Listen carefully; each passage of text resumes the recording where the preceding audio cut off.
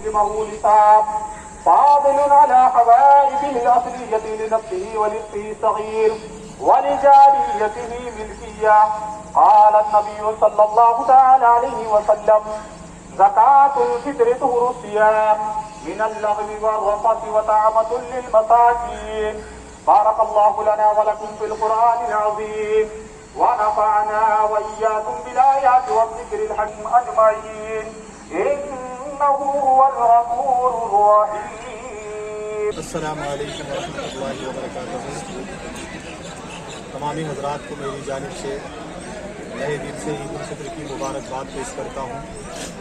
آج کا بڑا عظیم دن ہے. ہم نے ایک مہینہ روزہ رکھا, اللہ تبارک و تعالیٰ کی عبادتیں کی. رمضان ختم ہوتے ہی اللہ تعالیٰ نے ہمیں عید الفطر جیسے عظیم دن سے سرفراز فرمایا.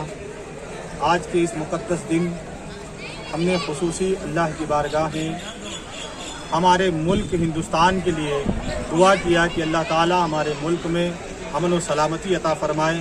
بالخصوص گوا کی سرزمین پر اللہ تعالیٰ امن و سلامتی عطا فرمائے اور تمامی افراد کو ایک دوسرے سے محبت سے مل جل کر رہنے کی توفیق عطا فرمائے.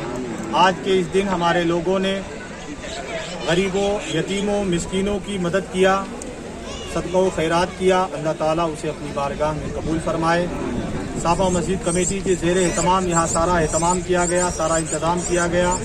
علاقے سے اور دور دراز سے بے شمار افراد یہاں آئے. سب نے بڑے ہی محبت سے عید الفطر کی نماز ادا کی اور خاص طور پر ہم حکومت کا تہہ دل سے شکریہ ادا کرنا چاہتے ہیں جنہوں نے ہماری مسجد کے لیے جو ضروری کام تھا اس کام کو انجام دیا, اور آرکوجیکل ڈپارٹمنٹ جو ہے جنہوں نے مسجد کی جو مرمت کا کام کیا ہے ہم ان کا بھی تہہ دل سے شکریہ ادا کرتے ہیں. میری جانب سے صافہ مسجد کمیٹی کی جانب سے پھر سے ایک مرتبہ تہہ دل سے عید الفطر کی مبارکباد پیش کرتا ہوں. میرا نام جنید احمد قادری, خطیب و امام صافہ مسجد شاہپور کوٹا گوا.